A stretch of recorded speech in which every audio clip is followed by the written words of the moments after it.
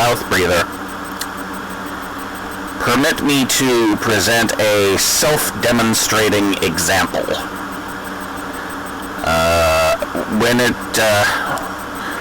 Within the human body, when we see uncontrolled cell growth, also undifferentiated cell growth is a factor. So I might be oversimplifying this. My medical knowledge is limited to a 3-month degree certificate in medical terminology. So this is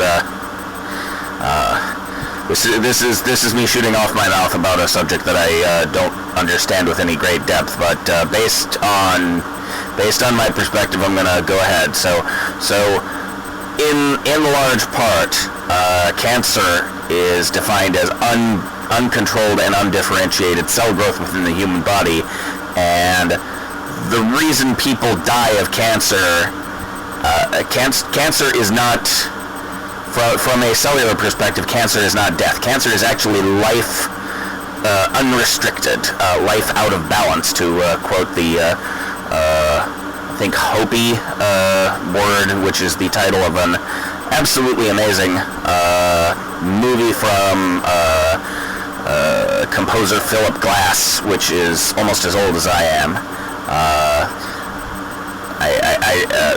I strongly recommend going and looking up the title, which looking up this film, and get it from your local library or something. It is an absolutely amazing cinematic experience, which I could rave about for an hour, but that's not the point of this. So out of balance, life out of balance. If your cells, so you think of yourself as a person, but what you actually are is a collection of billions of individual human cells, which through millions of years of evolution have formed a symbiotic relationship, thus that rather than trying to be single-celled organisms that swim around in the ocean absorbing food particles and individually surviving and asexually reproducing, instead human cells are the result of a incredibly long process of once unicellular organisms clumping together to form larger and more complex collections where they individually specialize in order to create a collective organism which was better able to survive and thus better able to keep all of the individual parts of itself alive by having them destroy themselves over time. So, this is how the first pre-animal and pre-plant and pre-fungus antecedents of every life form that's alive today, with the exception of the bacteria, which still go the unicellular route, so it's still viable, and there's still umpty bazillions of those cells existing. But pound for pound, it seems reasonably well proven, based on everything that we've been able to observe in the natural world, that multicellular life tends to do better. And the reason that it does better is that by having an arrangement whereby some cells die so that other cells may live, infinitely more complex than that though it is, that's basically what it all boils down to. There's an arrangement where every cell has a purpose within the body of the animal or plant or whatever, and when a cell is not able to perform a purpose, or has successfully finished performing its purpose, or just has been doing the thing for too long and needs to retire, needs to get out of the way, so that a freshly manufactured, newly grown cell, which is not suffering from damage over time, can take over that role. So if a cell does not die when it needs to die, then it stays alive. It continues consuming the body's resources, but it no longer has the ability to give back to the body what it's required to do. So we call that cancer. I have often felt that if we look at society, we can see a lot of people behaving in a way that's not entirely unlike a cancer cell. If we analogize human society to an individual human body, the people are greedily hoarding resources for themselves and giving nothing back. That's not the point that I want to talk about now. I feel like that's kind of a fairly obvious parallel, and also difficult to discuss without seeming like you're attacking specific groups of people, and that's something that I think maybe should be done, but I don't think I'm the person to do it. I have the urge to be some sort of demagogic dictator, but I am self-aware enough to know that I'm not competent to actually have that level of responsibility. It would probably go very badly for everyone if I tried to do that. So I just try to think interesting thoughts and express them in a hopefully inspiring way. And so rather than equating cancer to human society, as could be done, what I wanted to talk about instead was to equate that pattern of unchecked growth without necessarily the rest of it. So this has been a very long and largely unnecessary preamble. The point is, unchecked growth causes problems, and as I said, this is a self-demonstrating example, because one area in which we see unchecked growth is in the YouTube, in YouTube itself, and in all similar sites. I'm not ashamed to say that I consume pornography of the free internet variety on a fairly regular basis, and the proliferation of those sites and the proliferation of videos on each of those sites is a truly mind-boggling thing.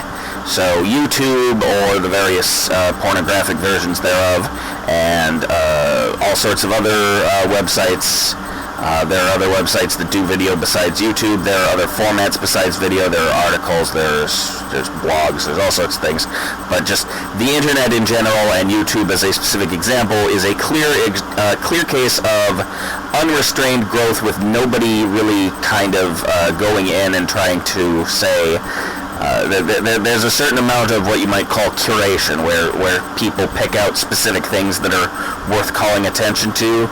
But it's a very haphazard process. There's not really any sort of centralized authority. There's not really any inherent setup whereby anything calls out what's really important. So you just kind of end up in this primordial soup that's full of an ever-increasing number of things, and an ever, widening spiral of complexity, and it's really hard to navigate.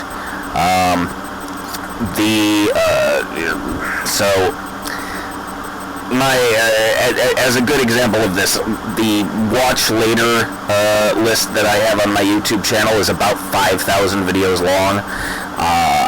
It's very easy for me to say, ooh, that looks like a cool video, I might like to watch it later, and then never actually get around to doing the watching later part. So that's a good example of the unrestrained growth, and the fact that I succumb to this myself so easily is one of the reasons why I'm so aware of it being a thing, and so aware that it can potentially be a problem. So I pretty much just wanted to point that parallel out and say that we should be doing better somehow as a society collectively. We have this incredible resource. We have this internet that allows us to spread information far and wide, but nobody's really doing a good job of thinking about how and why we should be doing that for the best possible benefit to the human species and the individuals thereof. YouTube has some tools that you can use, like creating playlists, custom playlists for yourself. You can try to harness the chaos of YouTube's infinite proliferation by figuring out which channels you like, and specifically like cultivating a list of videos that are worth watching again and again. You can do a little bit of that, but in terms of that unchecked growth, I think that there's very much a a lot of benign cancer in the and possibly some malignant cancer, but a lot of unchecked tumorous growth going on in the various spheres of the internet, where it's unlike in tumors. I would suspect most people would agree that there's no such thing as an attractive tumor, but in the YouTubes there are beautiful things and disgusting things and every stop in between. But regardless of whether they're good, bad, or indifferent, just the sheer number of them so far outstrips the available time of the entire billion plus people who are living in the Western world and have access to all of this social media. Have the free time to be able to watch a significant number of YouTube videos and be able to afford a computer and the electricity to run it. I don't know exactly what the percentage is, so we'll say 1 billion or 2 probably out of the total population, which is much larger, and a lot of them are poor. So I'm assuming not everybody has YouTube, but a lot of us do. An insane, mind-staggeringly vast number of us. As many of us as there are, if you just do the math on a very basic level, you think about the number of hours in a day, times the number of days in a year, times the number of years that an average person lives, minus the time that they spend doing other things like working or taking care of their kids or being kids themselves and not having learned how to talk yet or whatever. If you crunch the numbers, you'll figure out that the amount of free time that a single human being has, as compared to the number of things that they might like to do with that free time, the number of ways that they could keep themselves entertained, there's a distinct disproportion there. The bottom line is we have too much entertainment in this world,